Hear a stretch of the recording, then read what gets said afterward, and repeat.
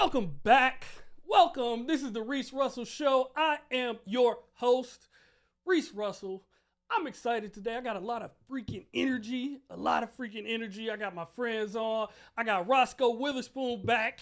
I also got Robby Aces back. Y'all haven't seen the first episode yet, but he was on it. And y'all gonna see that one before you see this one.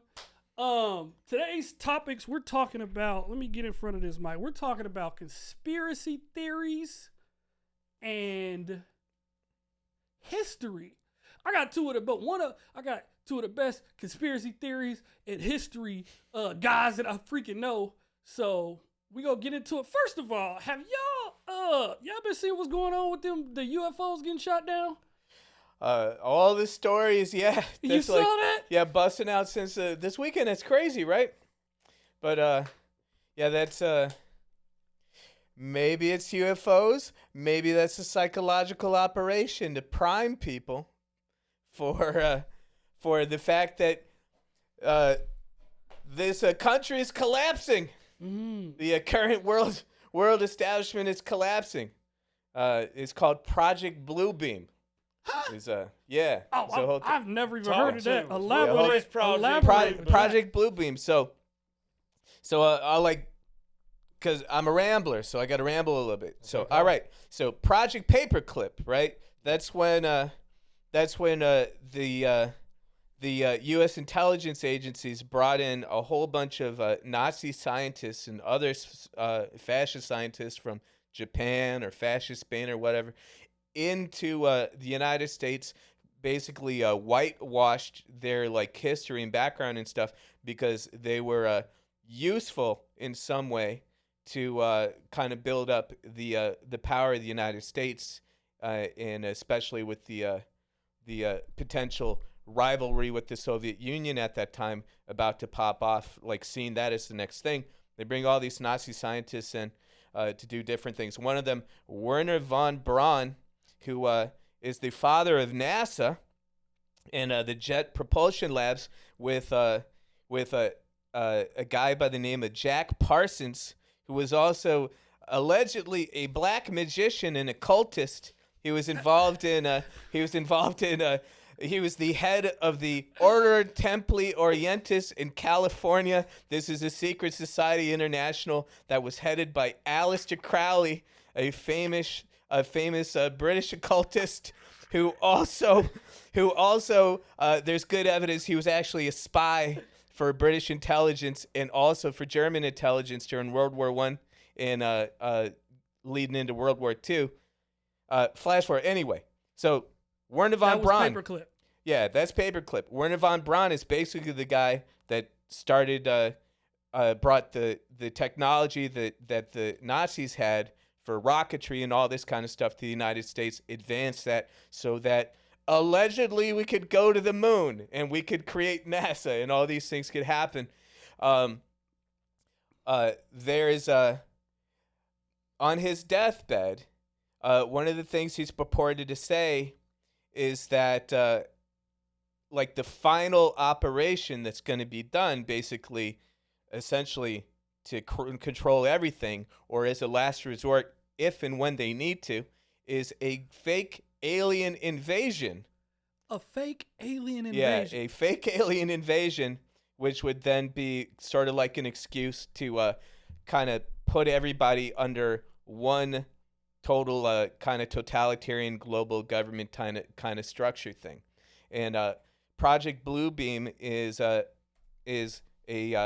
intelligence operation that's been rumored about for literally decades, where essentially it's tied into that, where they're going to have they're going to stage an alien invasion, which is partially going to be essentially a hidden technology that the governments have had for a very long time that we don't know about, that make us think, oh my God, well, we don't have things like that. We just have dorky planes. These must be aliens. And also there's in some versions of the Project Bluebeam story, they utilize hologram technology to also basically have have like the aliens, quote unquote, show up, like this whole kind of wild thing. So when all these So-called UFOs started to show up in the last week or so, first thing that I thought is, oh, things really hitting the fan. They're going to Project Bluebeam. They're fulfilling the prophecy that they created. Yeah, they're going to that. It's like shit is really hitting the fan. Because think about it, Seymour Hersh, Pulitzer Prize winning journalist. He broke stories during the Vietnam War about like atrocities that the military was committing against civilians in Vietnam. He broke a lot of other like very major stories over a period of decades. He broke a story just the other week that, and I kind of already thought that this was true anyway back last year, but he confirmed it. He broke a story with evidence that the U.S. government, the current administration, is the ones that blew up the Nord Stream pipeline, essentially because they didn't want the Germans to get soft, because all the people in Germany were protesting about all of the money and all of the things being sent over to Ukraine, these kind of stuff, and the lack of like energy resources. And they were applying the pressure. Was looking like potentially Germany was going to say, all right, fuck all of this shit. The people are going to riot if we don't go ahead and purchase cheap Russian oil. The U.S. has motive to blow up those pipelines so that they force Germany to have to rely on American energy and basically fall back in line. Roscoe was telling me about that. Yeah. And so when that shit blew up, it's kind of this like the same fake story they pulled in Syria. They said this guy Assad, like terrible, horrible dictator, like this is like an ancient Christian country, Syria. One of the most ancient forms of Christianity on the planet is in Syria.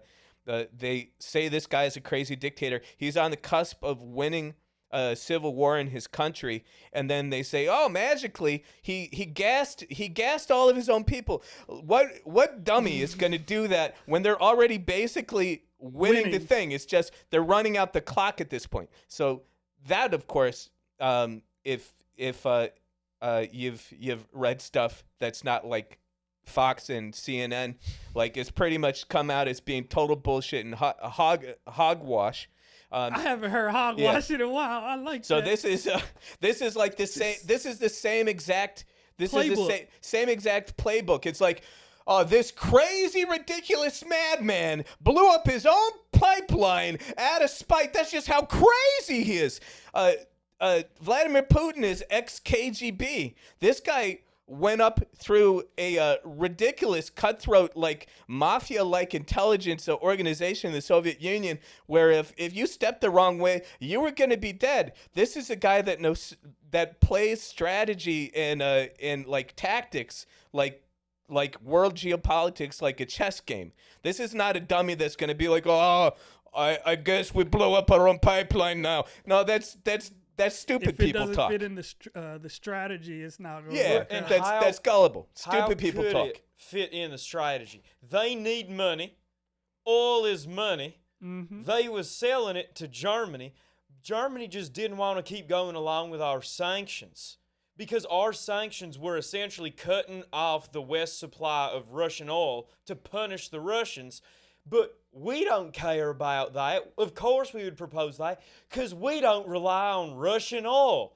The people in northwestern Europe and northeastern Europe who do rely on Russian oil, we're going to start dealing with starvation, with not being able to operate vehicles, with $15 a liter gas, like just not being able to turn on electricity. Yep. So to us, we need something done. To them, they're about to face a fucking problem, so they're willing to go lax. They're willing to give up their end of the sanctions so that Russia will sell them the oil. We say, how about y'all don't even get the decision?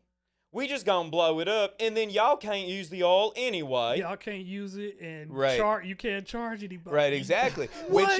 which is an act of war, which already the whole Ukraine thing, in my stupid person opinion, don't believe anything I say. I'm just some crazy person, some dummy, is already a proxy war for World War III. The war is not Ukraine against Russia. It is the United States and NATO using Ukraine as a puppet, as a proxy, in front of them as a cat's paw to try and exhaust the Russian military so that they can win a greater massive conflict. Because if you haven't noticed, there's crazy inflation. The dollar is collapsing. The petrodollar, which was an agreement that started in Petrodollar.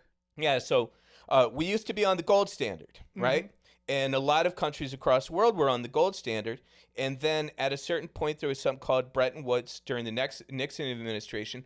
It took the monetary value of American money off the gold standard, and it tied it in an agreement with the petroleum powers in the Middle East. It tied it to oil, to petrol. Saudi Arabia and these other major oil producing countries in the Middle East, they agreed that anybody wanted to buy their oil, they would only be allowed to do it in U.S. dollars. That was the agreement. Hence the petrodollar. Now that's all falling apart. Saudi Arabia is basically wheeling and dealing with Russia and with the other players that aren't the United States, because they see the blood in the water. They're like, yeah, F this. They're going to give us a better deal. So if the petrodollar collapses, all of this power and prestige the United States has, this essential global hegemony as the one sole superpower. I'm sorry. Okay, now I've been following this whole thing, but what in the flying hell is a hegemony? That means essentially control, right? It's like hegemony means one group in charge of all the shit. I thought that was a conglomerate.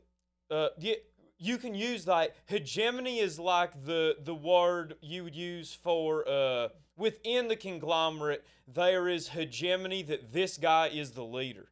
Everybody agrees that we're in charge. I actually am going to disagree with you slightly. Okay. I don't think that we're on our way down. We might be down from the peak, but I don't think we're on our way down to zero, because we got too many guns and bullets to go to zero. Well, yeah. But when you talk about that. World War III, I completely agree with you. I don't know that we're going to go to World War III, because China ain't joining Russia. They got too much to lose. So it would just be the Western world versus Russia, which ain't a very hard fight. I completely agree that we are weaponizing Ukraine in order to get shit done in Russia, to weaken Russia. We did this in World War II. We knew we should have shown up to World War II about 3 years earlier. We said, well, why don't we let the Russians take some L's against the Nazis so that they can be weaker? Because we know they're going to be the other people against us. So we just let the Russians get drained.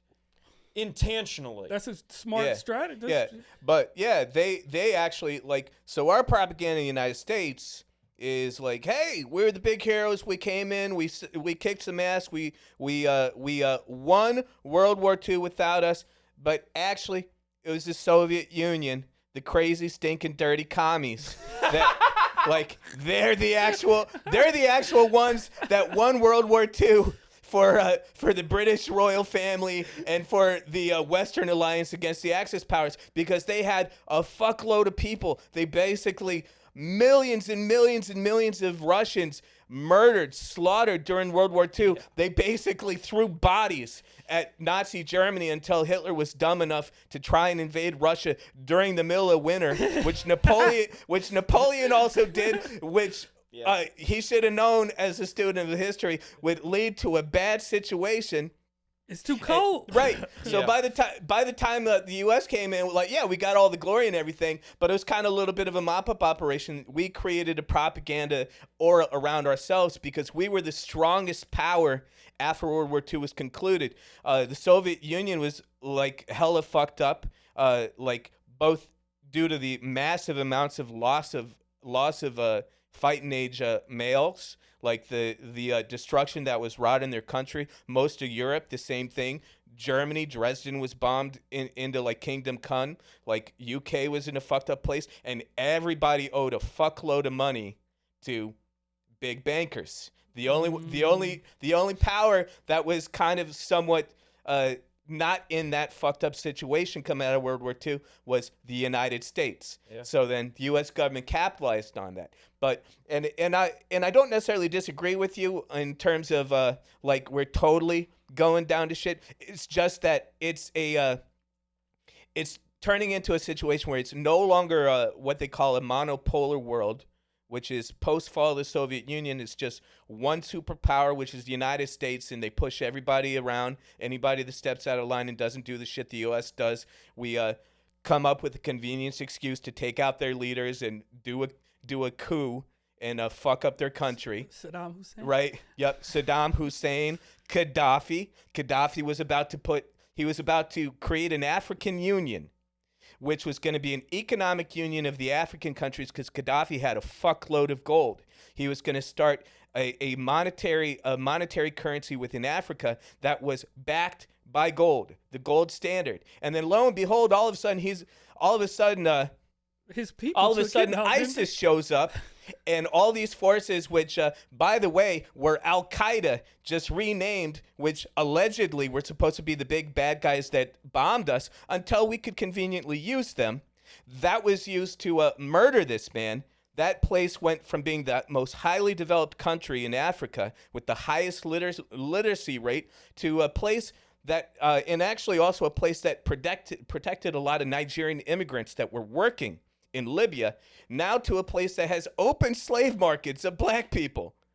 Yeah. Because of us going in there and murdering that guy and fucking up their country and destroying it. Now, so anyway. That's the playbook, though. Yeah. You And know- so this happens again and again, but where this ties into Project Bluebeam is now it's no longer going to be Big Dog USA. It's going to be competing powers. And who ends up on top on the other side of that is anybody's guess. Or it may just be a thing of, hey, there's regional blocks of power, and it's like, we don't need to fuck with you because our crew over here can independently sustain each other's among our alliance of nations. Like, fuck you, USA. And we've tied all these countries up in like massive predatory loans that basically make them serfs and vassals and slaves to the United States, where at any moment they do some shit we don't like, we can just crash their economy. It's economic warfare. Now that whole thing is on the line. That whole system, that whole regime is tottering. It may not survive this. So therefore it's like, fuck, we need an alien invasion. Plus, a few days before all the UFOs start showing up, a judge agrees to allow the release of a list of something like 167 names on the Jeffrey Epstein client list.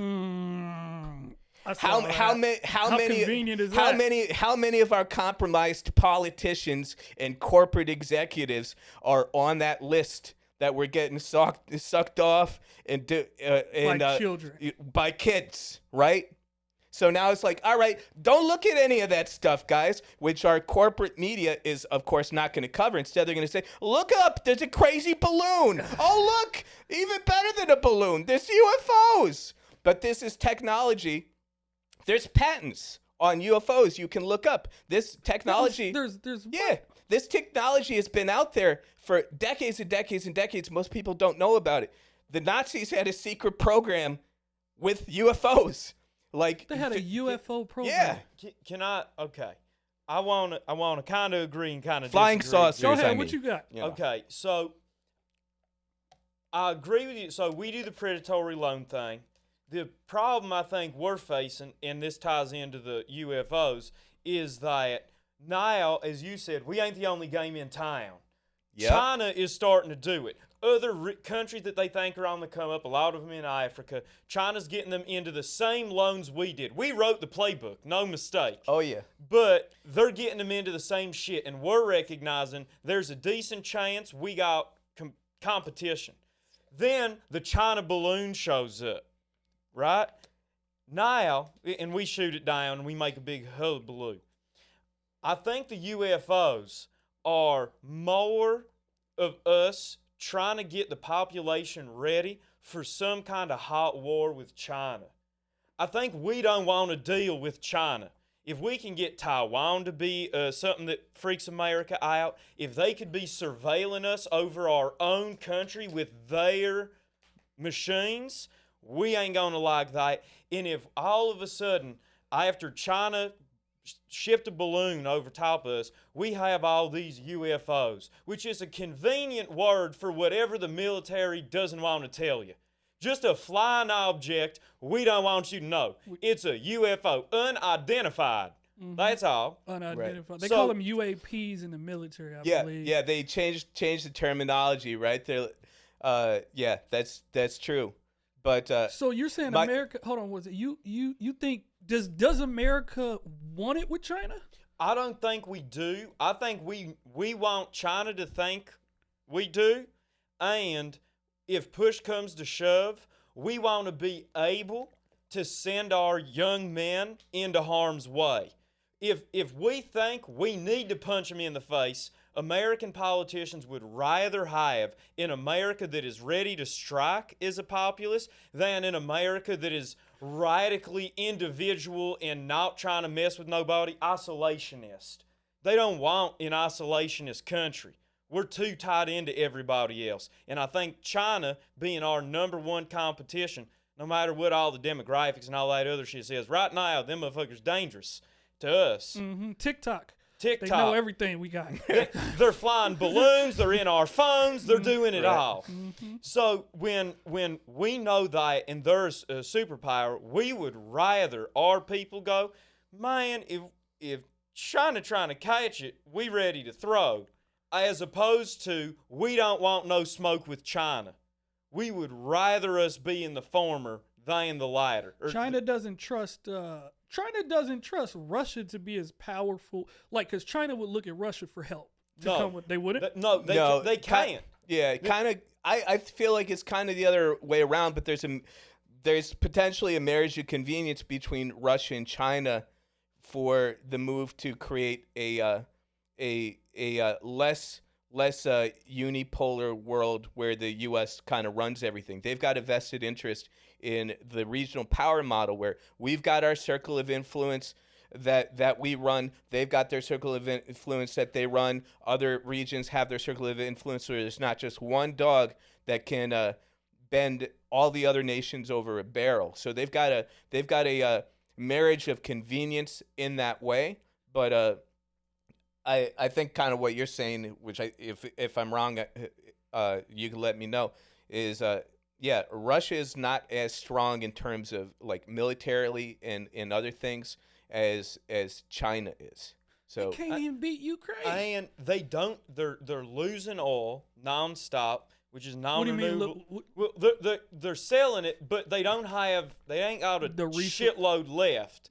So they're slowly declining as an economy. They have more people than they're going to be able to feed by most economic predictions. All of the population base is west of the Urals. So Moscow, St. Petersburg, what you think of as Russia is all west of the Urals, which is most of Asia away from China. The portion of Russia that touches China, Manchuria, there's nobody from the fucking mountains near Kazakhstan to the whole other side of Asia. There's like 1% of the Russian population. It's Siberia. Nobody lives in Siberia except prisoners and Asian people. Those are the two people live in Siberia in Russia. So they ain't gonna help.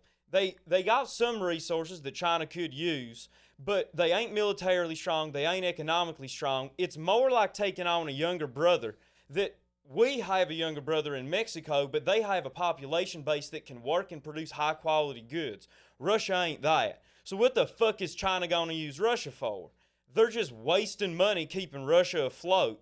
It's a potentially good way to run. If you got to run up, you could run up into Russia. Enemy of my enemy is a friend. And to Robby Aces' point, one of the things I do agree with, which we totally probably are headed for, is regional spheres of influence. And the marriage of convenience that those two could have is Russia has a lot of land and a lot of clout from the last 200 years of history. China has a lot of money, a lot of people, a lot of clout from the last 50 years of history. They could reasonably control Asia as its own subgroup and not have to worry as much as they did about the West's influence on their money and on their populations. It's still going to hurt because the number one trade partner with China is America, and the number one trade partner with America is China. Mm-hmm. But China would rather America be around, and in some ways right now with our level of production, and us them probably, than they would Russia be around. If they could just get Russia's land and people, that would be more optimal to them than having a separate Russian state that makes its own decisions because it already ain't going the smoothest anyway. But here's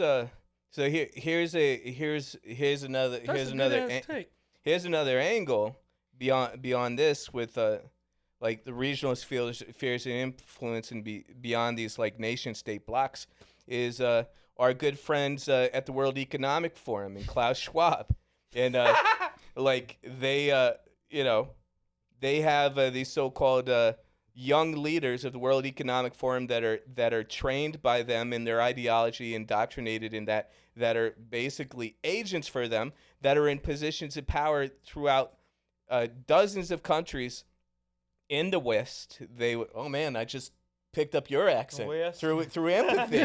Through empathy, I picked up your accent. That was weird. Like they got that going on. They're essentially a one world government ideology factory. Is the World Economic Forum? They consider the greatest threat, which goes back to Henry Kissinger, which we talked about when we chatted the other time. Klaus Schwab is a protege of Henry Kissinger. Henry Kissinger wrote National Security Memorandum 200 during the Nixon era, essentially saying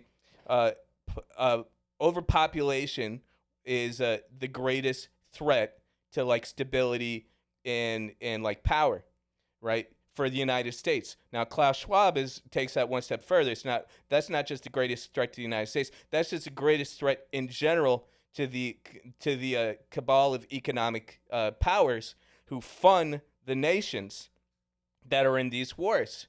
Like they want to create a world where people are locked into so-called 15-minute cities, which means 15 minutes. Yeah. What is that? So like the PR campaign of these things, they're already talking about this in I forget which country in the Middle East, are basically creating like a city that's just one 15-minute like wall with everything that allegedly anybody needs to do. 15-minute wall? The line is that. The 15-minute chunks in the line. Yeah. It's a city that everything's within 15 minutes. And they're talking about starting to design that kind of structure for cities within Canada, which is on our northern border. That same influence of the World Economic Forum's young leaders is in the United States.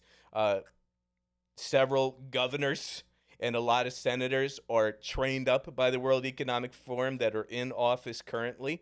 And this essentially would be, that's also ties into the whole thing of like, we got to like the craziness of the geriatric Mr. Magoo that's pretending to be the president right now. That we gotta. Motherfucker said geriatric Mr. Magoo. That we got to that we got to get rid of oil. Everything's got to be like EV, electronic vehicles, all the electric vehicles, all this kind of shit. Blah blah blah blah blah. That ties into the 15-minute cities because essentially what it means is, all right, so driverless cars. Nobody owns anything. You just kind of like you got user agreements to have like Microsoft Word or like Microsoft Office. That's user agreements for everything. For a year, you get a year contract for to be everything. able to utilize for this. everything that you would previously in our kind of Western understanding, people would individually own. All that goes away. It's replaced by basically user agreements for your entire life.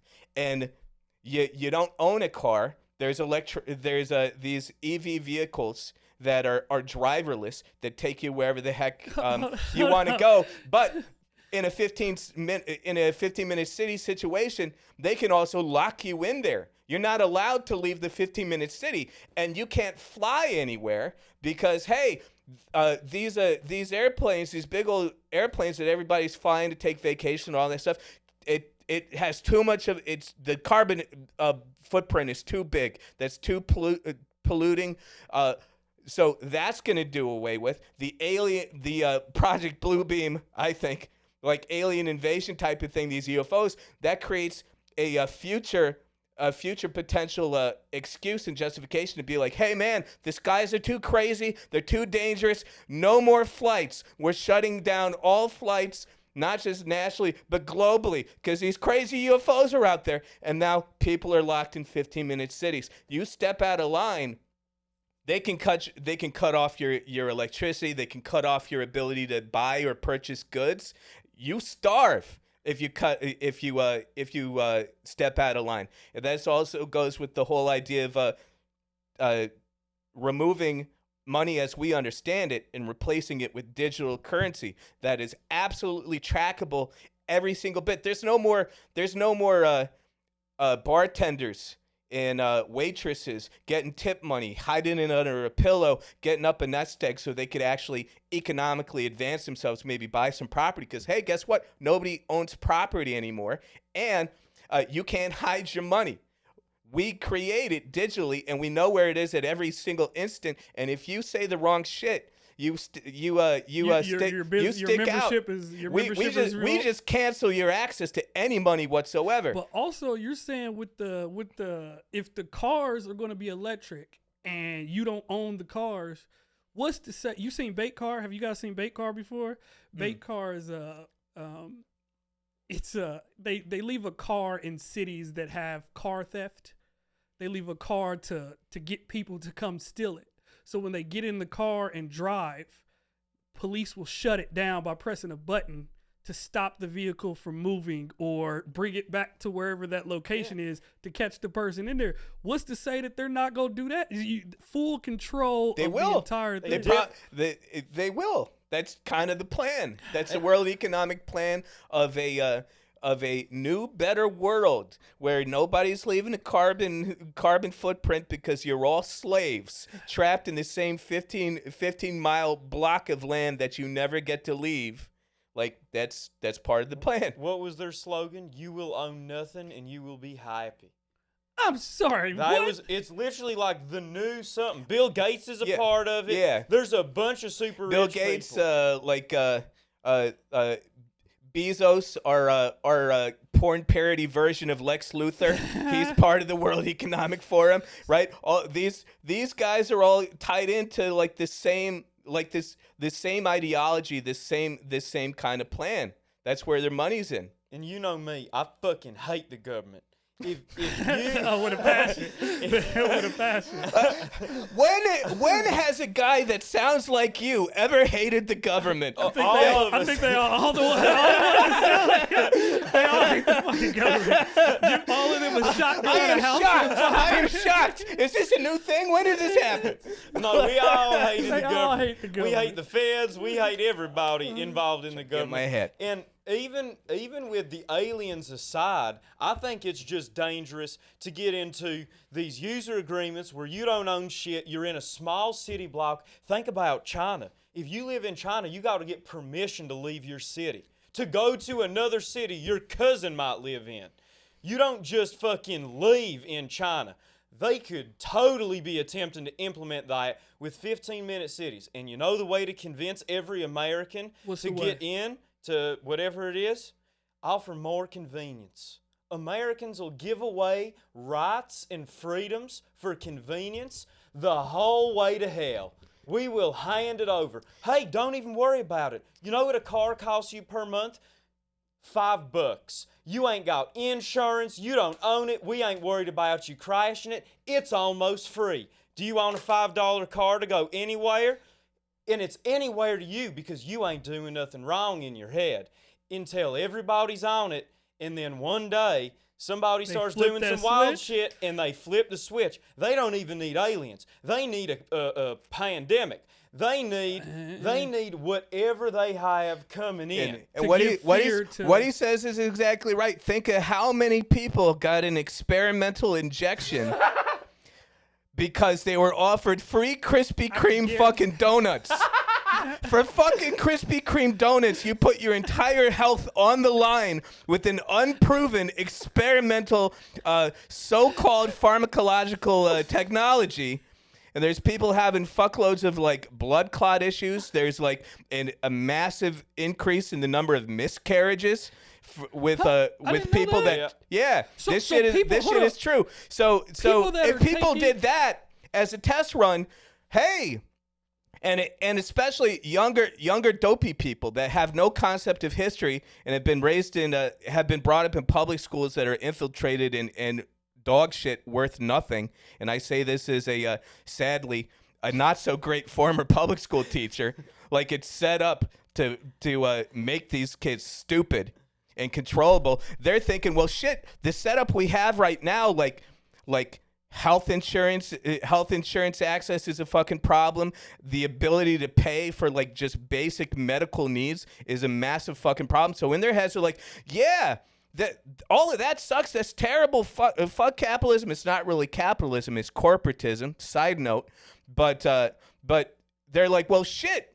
Well, that sucks so bad. We hate that. Wait a minute. $5 for everything? It's problem, action, solution, as they say. But the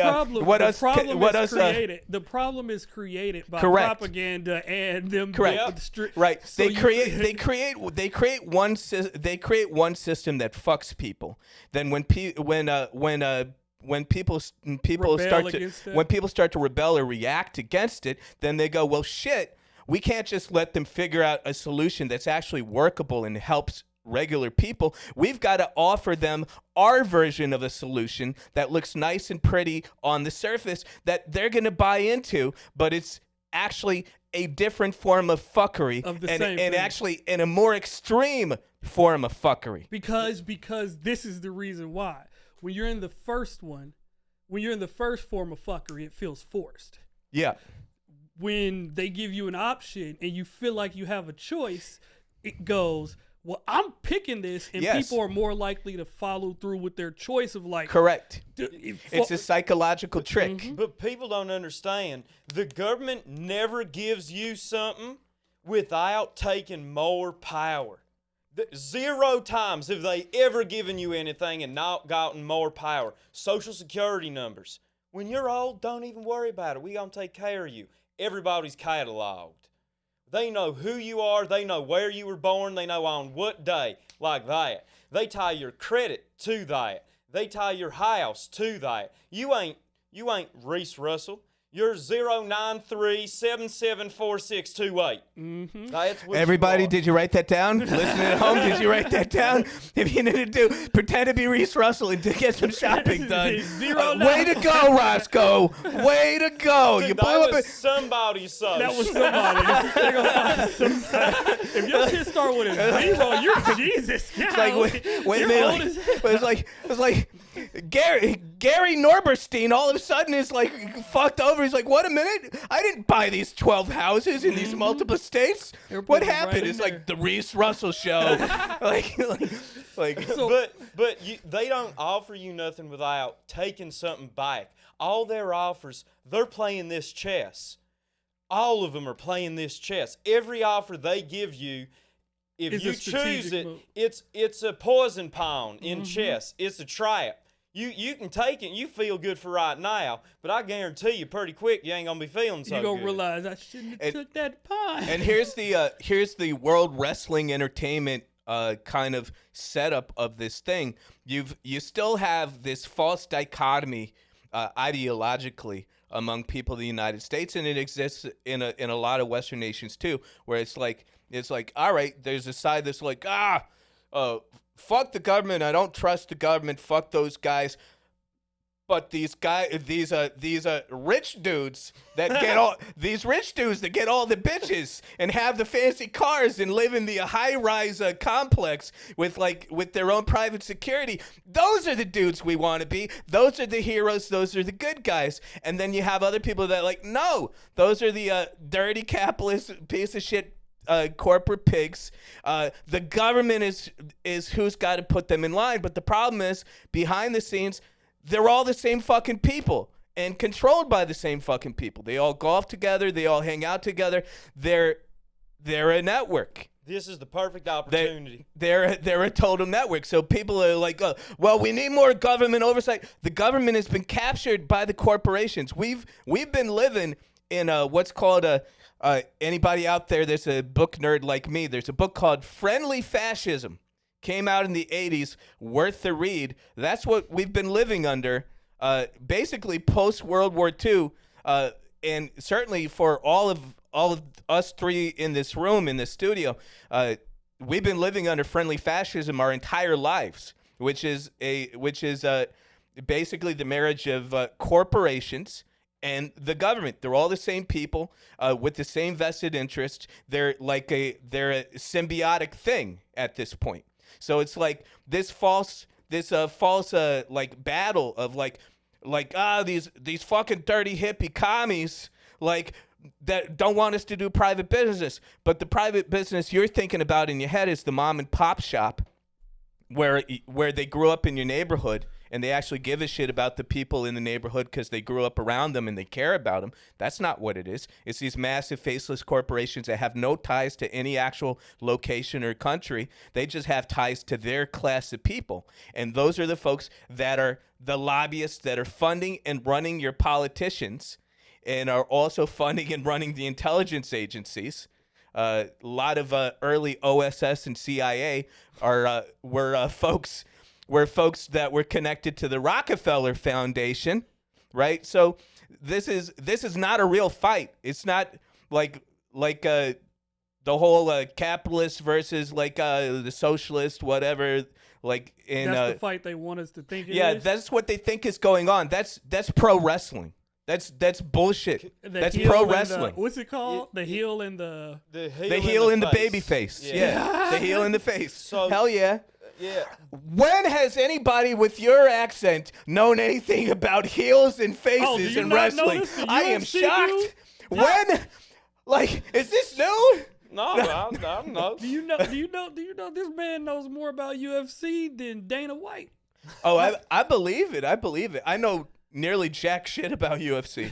I'm so behind the times. They follow the same rules though for promotion as WWE. There's heels, there's faces. Issue with MMA is people can choose to be neither and can just fight.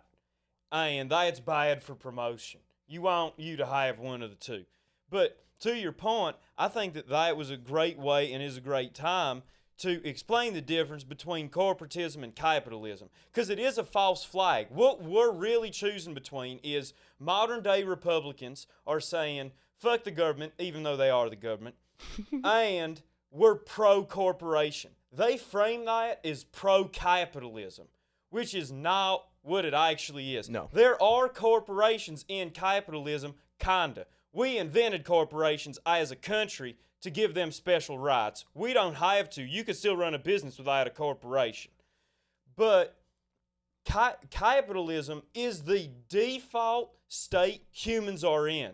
If we were just two dudes out with huts, I would go, well, I know how to build roofs for your hut. Your hut's leaking, and you can make steaks.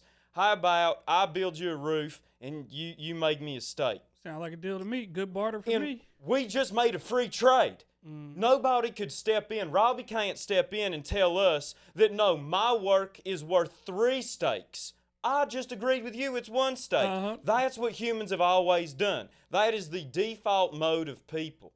Communism is a fake idea. No hate, but fake idea. The default and newsflash, it's always been run and funded by corporations and banks. Communism is totally fake. All these dummies running around pumping their fists with the red berets and all of this kind of shit, like fighting the man and blah blah blah. Like, it's always been run by big business and banks and old money. Frederick Engels was the heir to a factory dynasty. That's who that guy was. Frederick Engels do. Frederick Engels was Karl Marx's co-writer. Okay. Of a lot of the baseline communist texts Okay. that, like, the old boomer commies that probably taught you millennials and the Zoomers coming up kind of had wet dreams about, back when they were in college. And Karl Marx was part of the intellectual elite.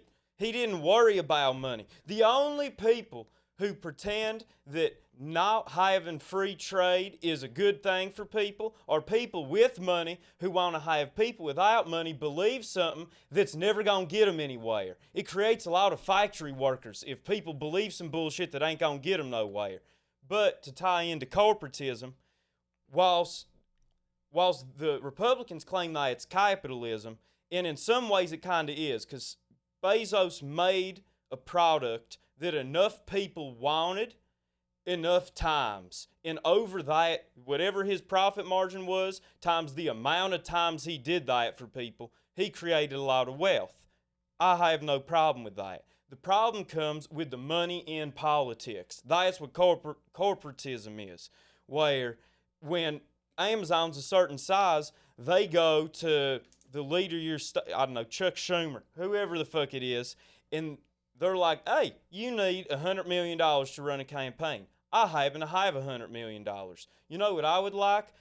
Subsidies for building factories in California, or other shit, laws passed that benefit me More and than prevent $100. my competition from coming up. The Mark Zuckerberg hearings from a couple years ago was nothing but some fucking corporatism where the media was lying and saying that the government was actually going after him. He was hoping that they imposed regulation. He's the only one that can afford it. Exactly. So it knocks out his Yeah, competition. exactly. kills competition. So like small business cannot survive with the regulations. The only people that can afford to pay the fines for fucking up and doing all that stuff are these massive international conglomerates, So it these behooves corporations. them to actually destroys has already destroyed in many cases actual real capitalism, which is actual regular people like you and Roscoe and me, if we've got the drive and the organizational skills or the desire to actually create a small business that can sustain us, to allow us to create legacy wealth for our offspring and for generations, and to like be independent and debt free. It prevents that because the cost of entry into the game is so high, most people cannot do it. Mm-hmm. Roscoe, you have $500 billion. You're the leader of the free world. Your goal is to help America in the best way possible. What do you do? 500 billion ain't gonna put a dent. But you're also the leader of the free world. Oh, and if I'm the leader of the free world, what would I do to make America The most successful that it possibly can and like divest it from the current problems it has, essentially? Well, you try to divest from the current problems you have. You try to make I would try to make significantly more win-win relationships. Because I don't want to control the whole world. I don't personally think that's cool. I'm fine with being the leader of the free world.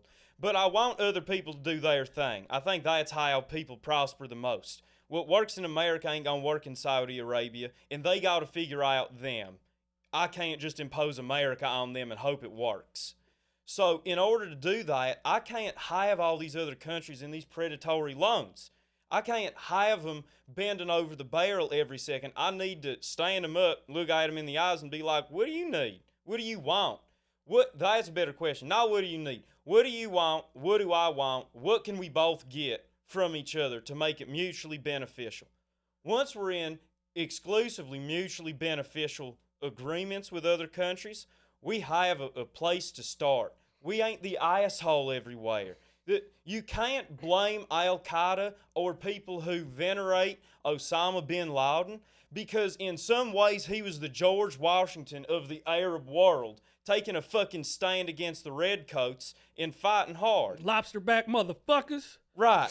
So you can't hate. If you believe Osama bin Laden wasn't just a CIA dupe. True. If you believe that. But if the UFO is time that we know the playbook, make it pretend like it looks somewhere, and then we just do this. You're 100% right that ISIS was just a CIA op that switched the name from Al Qaeda to ISIS to give us a new people to fight. Americans get bored. I've told you this. You're only famous for a decade. If you're famous for 2 decades, you ain't famous. You're just cultural. Snoop. He's famous, but he's a cultural icon. Who, Snoop? Snoop Dogg. That's shit. Yeah, That's yeah. 3 decades now. Three decades. You know, or like Madonna. Eventually, you get so afraid of becoming irrelevant that you bathe in the blood of innocence and you fuck up your face. You look like damaged fruit. And yeah. And with I like the take. He just called Madonna ugly as fuck. I like it. But if we could get into mutually beneficial relationships, if we could, you're saying cut the whatever relationships we have already that are not beneficial. the negative for them. ones, we're already Rip up in the the power of that contract. We're the ones that could choose to rip it up. They can't choose to rip it up. That's why they're over the barrel. We have the opportunity at any point to go, you know what? Fuck this paperwork. Ignore that debt. What can we do? Yeah. Do we have the power to? Do we have the power to say to not just get rid of the contract, like the year of time or the financial obligations that they have, but we also have the power to modify it. To say, hey, instead of you giving us 100 barrels of whatever, you give us 50? Is that something? But they would be in the negotiation. If they feel that 50 is adequate price for what I'm already paying them for 100, and we are still winning out of that, then we would buy the 50. I'm fine with it. I understand we've already fucked up enough that some countries we gonna rip up the contract and they gonna go fuck you, and we gonna go touche, and we gonna keep it pushing. We gonna go somewhere else for that. They're gonna be like, you really ripped that up? Okay, what's the catch? What's the catch? What's the catch? When's the invasion start? When's the invasion start? When are you gonna start bombing the shit out of our fucking country? Your contract, you're dead to me. Right. Yeah.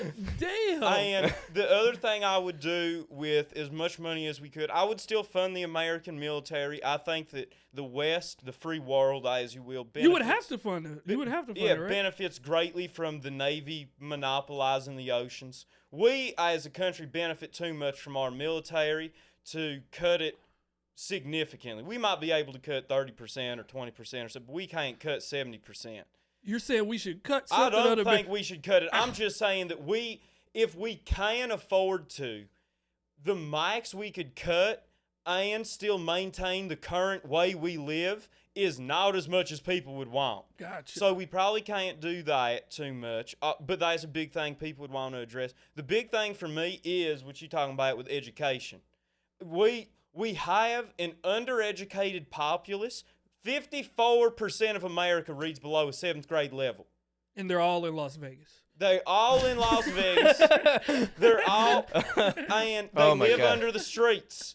And it's a fucking problem because they can't. What economic advancement opportunities could you possibly fucking have when you're in over half of America that can't read past the 7th grade level, trying to compete for resources with other Americans that can read above a 7th grade level, and everybody else in the free world that likes to move to America for the trade abilities Can read. that can read too. They had the money to get here. Mm-hmm. You're competing against all of them. Of course you have no chance. You don't even have a chance of being a manager at a Taco Bell and making 70 grand. You can't add, you can't subtract, you can't manage a checkbook, you can't negotiate with people. You don't know how to have real conversations that might be hard. You haven't ever been taught how to public speak, which is a fucking travesty in a country where half of your skill, half of the value you can add to any job you have is your social skill. You could be shitty at your job and the greatest presenter of all time, and they'll keep you. Like, For a while.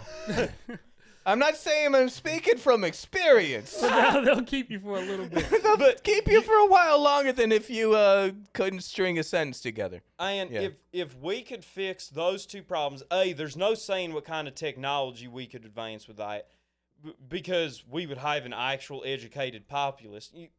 Realistically, you could raise that rate by 20 or 30%.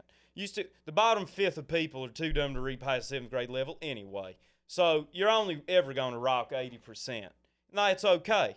But the only other thing is, I would also try to educate poor countries. The third world should have some kind, rather than the World Economic Forum giving them fucking money with ties, give them no strings attached money, or you go your fucking self and build a school, hire teachers, pay money, whatever their language is.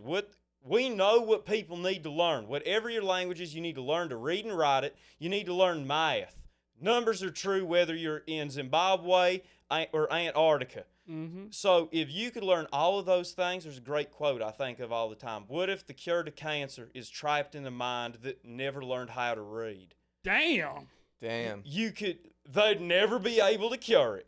So what could you do with an actual, a world population that can read, can write, can do with arithmetic, has the opportunity? It don't mean that Zimbabwe in 20 years is going to have the kind of university education, but it means that Zimbabweans have a chance at being able to enter into university and gain whatever skills that's offering, which most of them can't right now.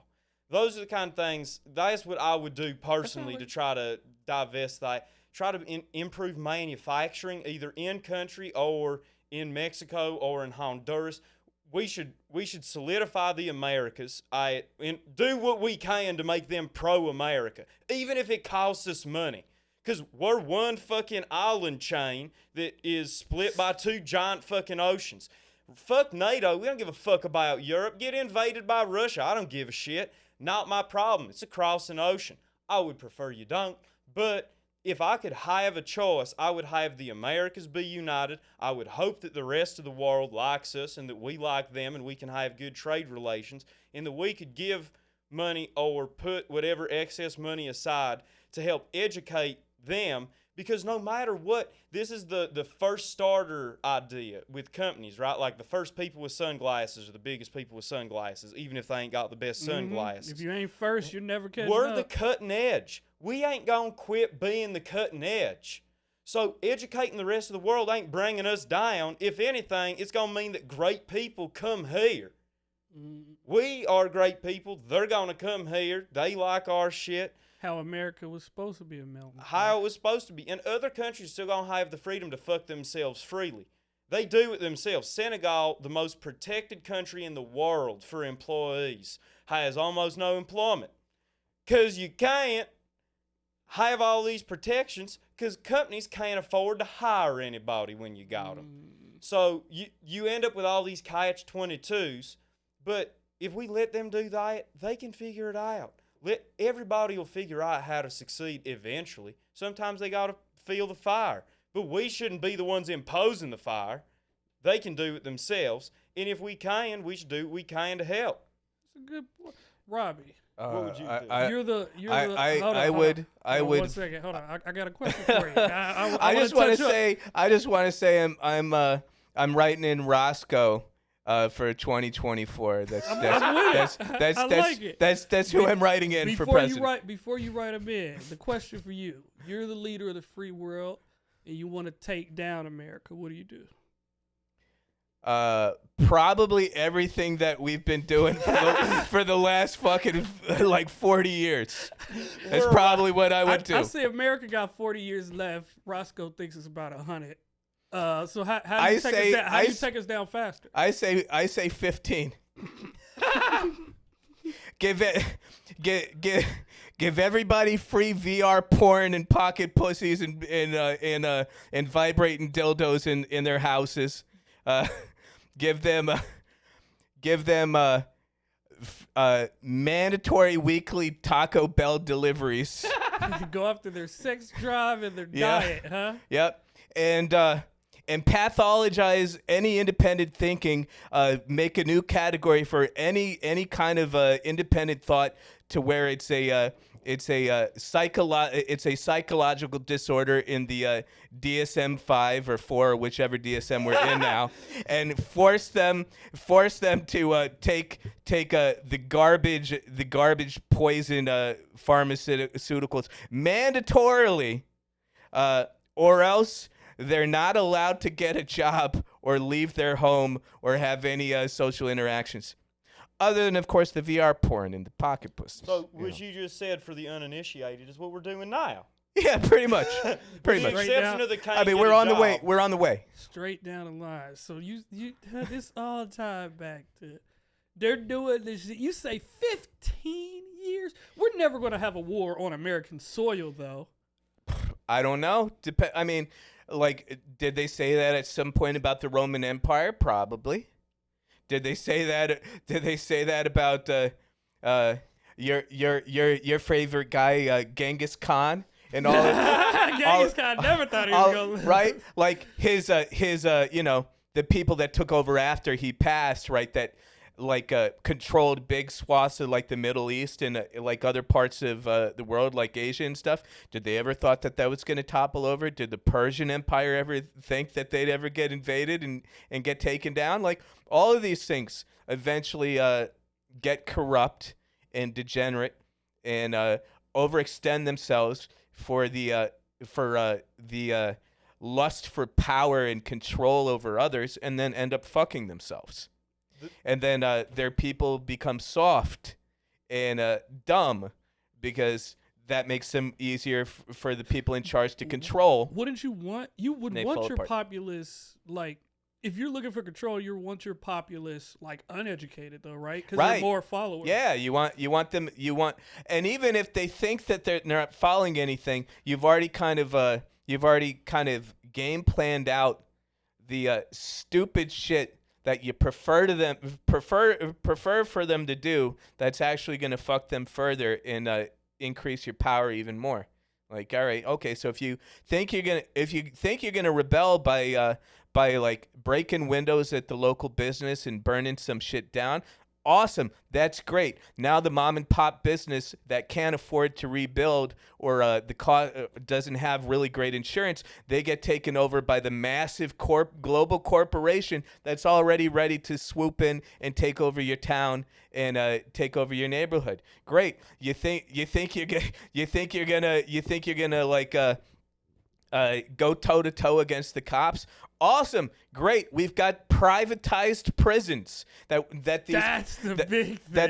they make fuckloads of money from. So it's like, great. Yeah. So a lot of the shit that people think they're doing is like, I'm being rebellious and whatever. It's like, all right, fuck it. I don't believe in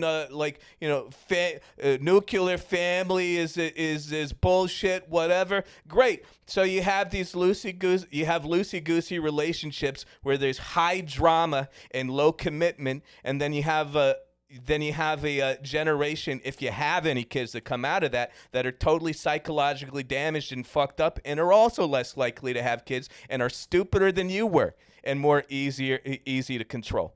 And you know how you do that? How? You pay them for having kids and not being together, which is what we do exactly with welfare. Yeah, that's the whole welfare. Yeah.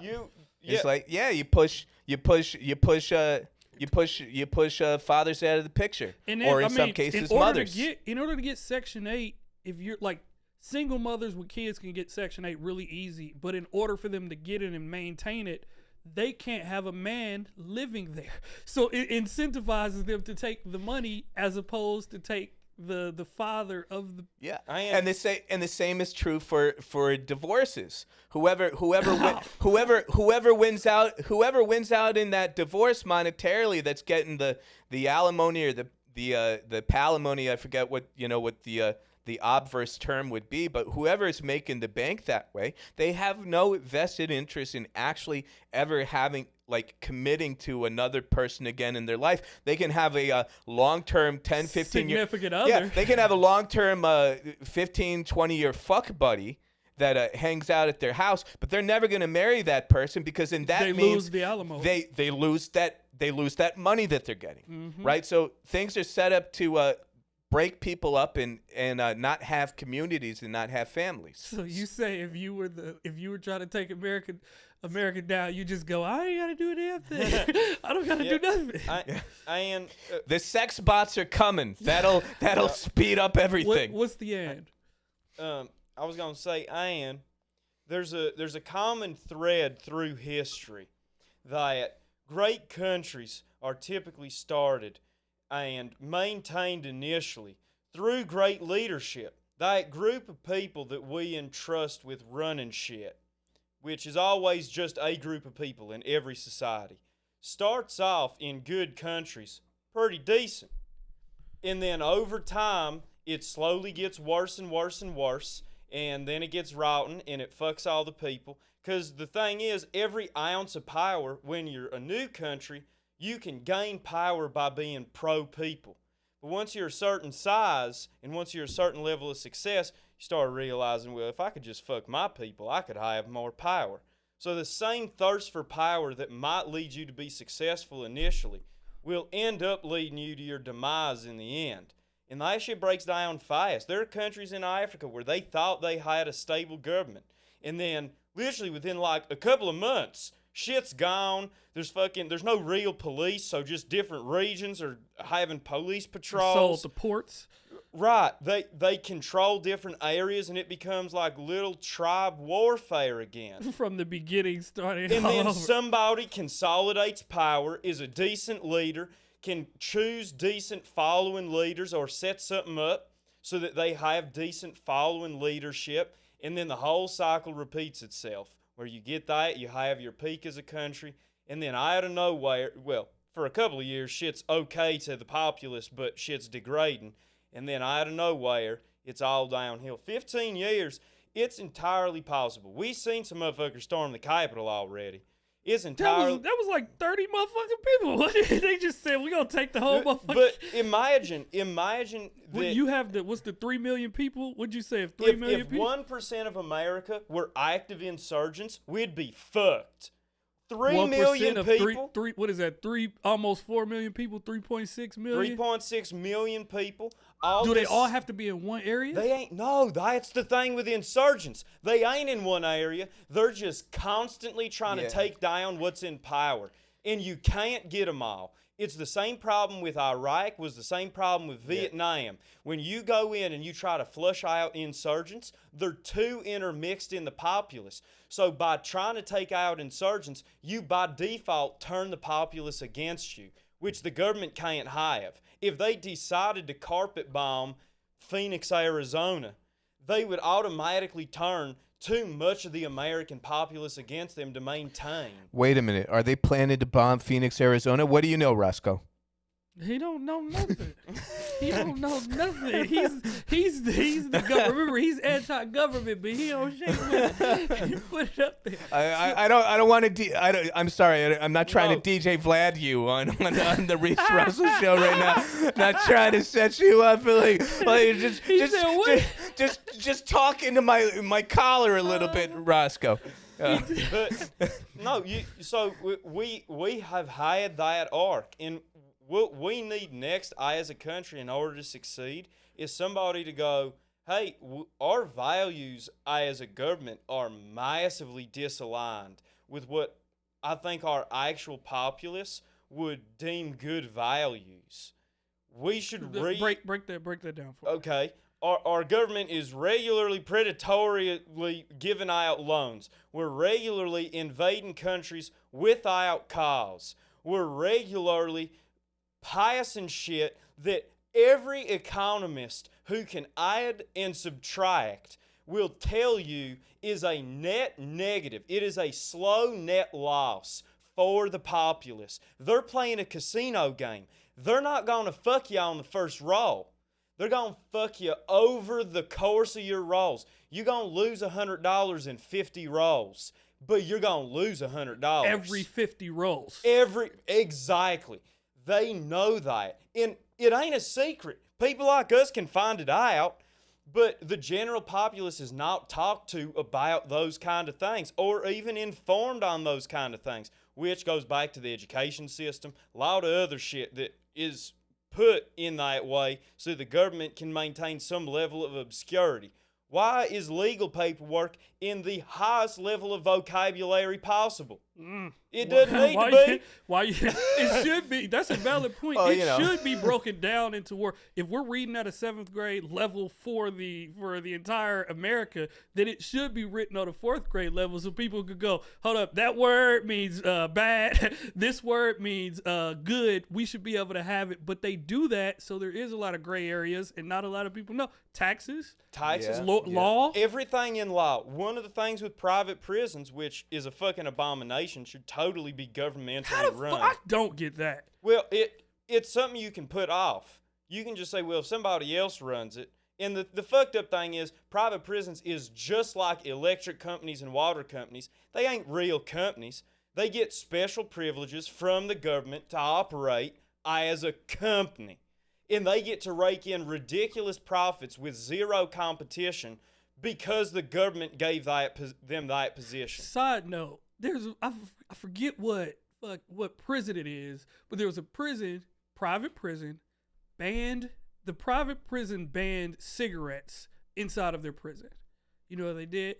Then they said, you know what? We're going to let you guys smoke vapes, but we're going to manufacture the vapes and sell them to you. Can only buy them from us. We're going to sell them. So yes, you can smoke in our prison. It has to be our vapes that cost way more than like that right there is the mindset of like, that's smart business if this was a fucking business and not the livelihood of the citizens in America. Well, yeah, it's clever, but it's totally morally degenerate. It's psychopathic. So it's like, all right, great. Who's like, that's kind of where we're at. It's just a game of like, who's the cleverest psychopath? It's not about who actually cares the most and is trying to solve people's problems and like help people to connect and be the best versions of themselves. That's not what it's about. And best case scenario. What's the best case? Well, if we give the people who instituted private prisons and whatnot the benefit of the doubt. Best case scenario for them, it was a case of unintended consequences and not thinking about what they set up. But every incentive structure of a private prison is to lock more people up for longer periods of time, which is just a fucked incentive structure. Let me come on with that bread. Every time they're in that bed, like even jails, if you're in jail and they book, say you're in jail for 5 days, they're going to let you out on that 4th day, 1 minute after midnight, so they could get the full day of you being there and then kick you out. So they get to pay for you and kick you out of there. So it's all about profit when it comes to when you guys put the corruptness out in the open so elegantly, and it starts to all make sense, but that has to get everybody on the same page of being able to see it, because there's some people that like, yeah, I know, but what else are we gonna do? Well, I can tell you what you're gonna do. You're gonna argue about abortion. You gonna argue about shit that doesn't matter. UFOs over the ocean. Well, I think there could be a silver lining though to a collapse of the United States, because I think what may end up. Hold on, I live here, sir. Yeah. Well, I mean, right. Well, me too. Me too. But what I mean is like depending on how it happens, right? So like if it's a collapse where it's like just lawlessness and craziness in the streets and like whoever's got the most guns is like takes the most shit. Like yeah, it's gonna Texas.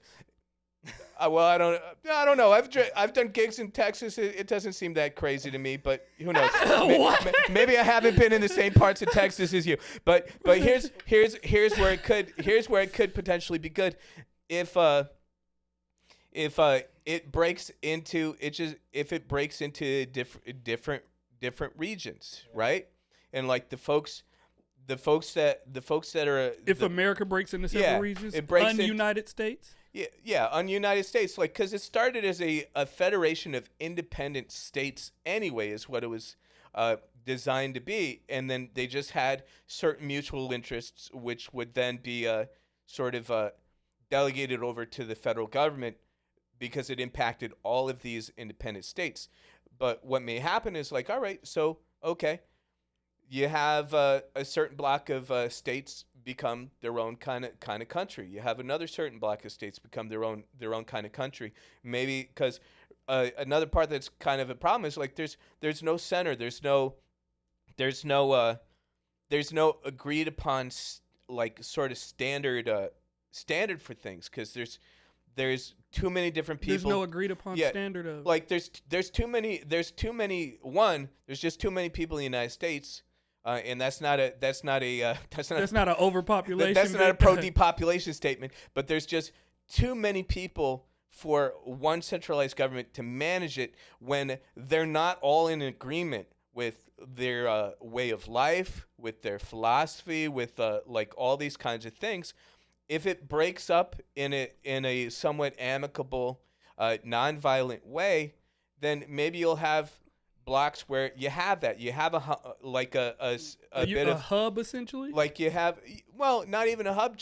They just become their own little. This group of states over here is their own country. This group of states over here is their own country, based on like just a shared system of values, a shared approach and way of looking at things. Some of those independent little grouplets of states that operate as a nation, some of them are going to fail and fail bad because their agreed upon set of values and how they want to do things just is not workable. But some of them are going to work really great, and other ones are also going to work really great that are nothing like this place over here. But the key thing is like a shared set of like values and ethics and like sort of an ethos. There's no shared any of that in this country anymore.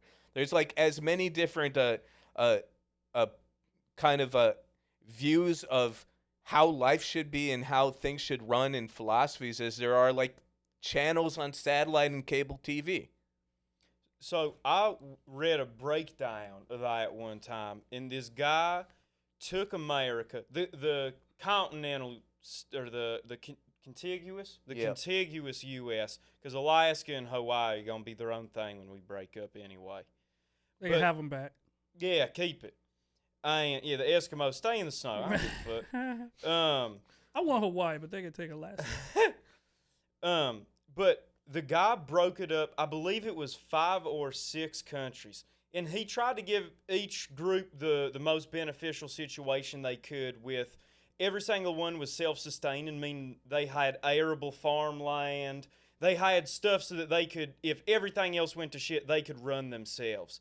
And it was like the New England area, the South, the Midwest, Deseret, which is what he called Colorado, Utah, Arizona, New Mexico, and Nevada. So you got like desert in Colorado and New Mexico got a little bit of arable land. Utah got a little bit of arable land that you could grow stuff on. So those would be one group. And then California, Oregon, and Washington. And then the central northern states, Minnesota, South, North Dakota, Montana, Wyoming, that kind of stuff was its own group. And it was interesting to read because I had never thought about the kind of benefits that each area already enjoys. Because it was like multiple pages. He broke down what each one's economy's going to look like and all that stuff. And the New England area still, and as would California, would still probably be the two most prosperous areas. they have decent farmland, and they already have cities, population bases, and high level facilities. Like they got banks, they got manufacturing, they got all of the cutting edge shit that maybe the deseret states don't have. We don't have a major financial hub. Shit, there's only 3 big cities, right? I mean, Denver, Phoenix, and then Salt Lake and Vegas are both considered relatively small cities. For sure. There's only like 2 million people here in Vegas. Right. So, and New Mexico's got like no real cities. Albuquerque's the biggest city, and they got 1 skyscraper. It ain't, and it's 13 stories. It's barely scraping. It's more like a tri-scraper. Am I right? You're definitely right. but when you break it down like that, you can see that we actually could have multiple self-sustaining countries here that would all probably be more like European countries, where they have to form their own trade unions between each other, but they're smaller, so they get to deal with what that group of people thinks is ideal and needs. For them. I mean, imagine if Germany, France, Belgium, Italy, Switzerland, all them Central European countries all had to negotiate as one for everything. That's what we deal with as a country. With a president that's not even the person in charge. Right. That's why the states' rights thing was so big initially in our country, was they had the belief that a centralized government can't know. So centralized government should do the bare minimum to hold everybody together in unity. And all the states get to decide individually what happens. If Ohio wants to have the minimum wage be $17 an hour, have it all be, you can get an abortion on call. They just drive to your house in a van. That all the hot button topics, they I go. thought that's how abortions were made, like hangers to your house. Yeah. I guess that was initially a delivery service. But you could have one state where all of that's fine, in another state where you can't vote till you're 40, and you can't drive a car till you're 35, and there's no abortion, and the minimum wage is 25 cents. That should be allowed. If those people want that, let them do it. And if it fails, it fails. Boom. And if they're like, holy shit, this was a horrible idea, let me go someplace else, then perhaps they can get a passport to one of the other regions and potentially earn their citizenship there, you know? But like, because essentially, like, the United States,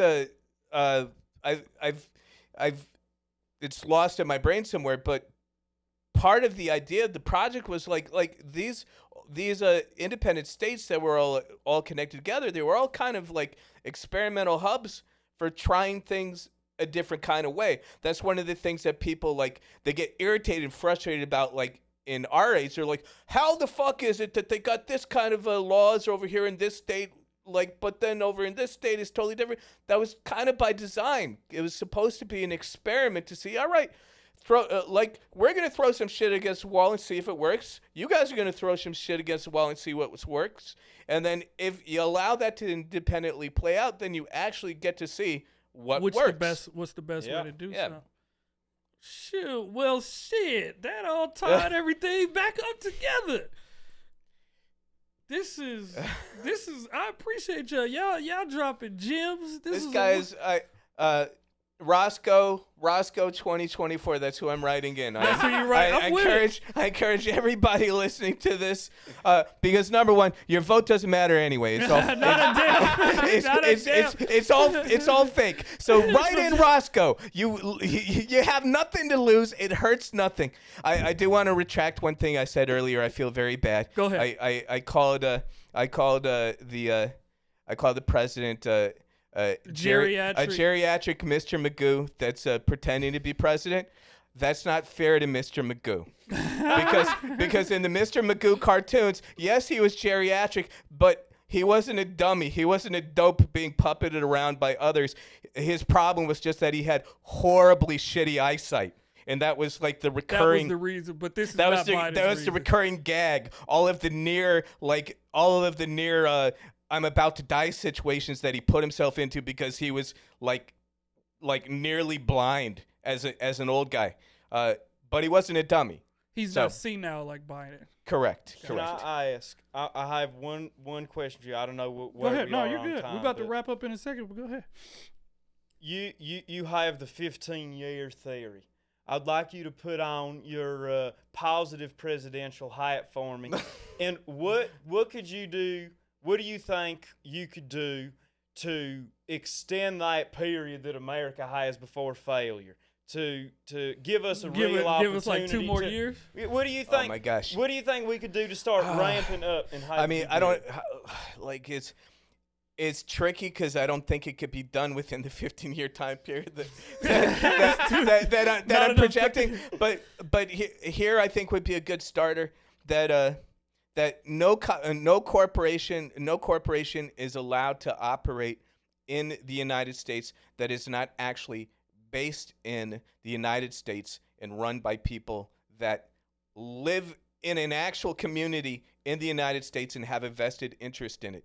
The corporate head of their branch offices or whatever can't be some dude that you just flew in from wherever the fuck you know, it's got to be someone that grew up in that area. That has to be from that community. And they're not allowed to run. They're not allowed to run unless that's true. Unless they're from the soil that they're about to dominate, huh? Yeah. Living on it. It's fine if you're from Switzerland, you want to move here, you want to live in Las Vegas, and you want to start a company. As long as you live in here. That's what you're saying? Yeah, and you got to divest all of your interests in shit anywhere other than the community where you actually are located. The president doesn't even got to do that. They're supposed to. No, I don't think they are. When Trump, what was that? When Trump had all those business deals outside of that, you could put your businesses in to some kind of separate control group. Somebody else could have your business's control, but they're still listening to you. Yeah. I mean, you know, there's obviously I haven't put in all the hours to like think this through. I'm not as you know, and you know, I'm a very basic person. So there's sure a ton of holes in this, but I think the fundamental premise is you gotta actually have an investment in the community to have any say in what's going on. You can't just be phoning it in from some corporate office hundreds or thousands of miles away that impact the people living in that town, in that city, in that state. You got to actually be from there. You actually have to live there among those people, not in some fancy place with 400 former special ops guys as your security, but in like an actual regular normal house among us plebs. You got to be you got to see the regular people day to day, because we're not human to these fuckers at a certain level, because all they see is other people. All they see is other people like them and the numbers. That's all they see. It's so us, it's the us versus them. We're just little pieces to move around, or numbers, like you said. Like we're already dehumanized by them, whether they realize it or not, because they don't have to care about us. And the glowing example in American history of this exact point is the biggest car company to ever come around, Ford. Yeah. Henry Ford was, although an anti-Semite, and him and Kanye got along, aside from that, was a Kanye caught a stray from fucking Henry Ford. But hey, I mean, you could be a genius at making beats. You can be a genius at making beats and producing albums, the same way you can be a genius at making cars and still be a total fuck up in other areas of your life. Like, what was Henry? You're big on the Henry Ford. Well, Henry. Yeah, go for it. So what he did was he instituted what we consider modern work. So the 40-hour work week, 5 days a week, benefits, weekends off, that did not exist in America in like the muckraking days, in the rebuilding, when we initially started having meat packing plants and all that. You recommended a book. I recommend The Jungle to anybody by Upton Sinclair. Bruh, If that doesn't make you afraid of what unchecked corporatism is, holy shit. Because that's what America was. They could tell you, you got to work 15 hours today. If you take 30 seconds off during one of your hours, we ain't paying you for that whole fucking hour. You don't make enough to subsist. Your wife comes to work. We fuck your wife so that she can make money. It's just a crazy situation. Henry Ford said, I am losing money by having all this fucking employee turnover. What would be better? Should I pay them more? But I should pay him more. So he started going through the factory, talking to people. Biggest complaints, working too much, no days off. All of a sudden, he was like, well, fuck it. You can work 8-hour shifts, 5 days a week, take 2 days off, enjoy the Sabbath, do what you will, and you're going to make enough money to afford our cars. You're going to be able to give us money on the back end. You can actually live. He did an altruistic act that then made him the biggest, most reliable company. At the time, the shareholders sued Henry Ford, saying he was giving away their money to employees. And he said, I'm doing this in the best fiduciary responsibility of y'all. You just can't see it. And he was fucking right. When you treat people well, they treat you well back.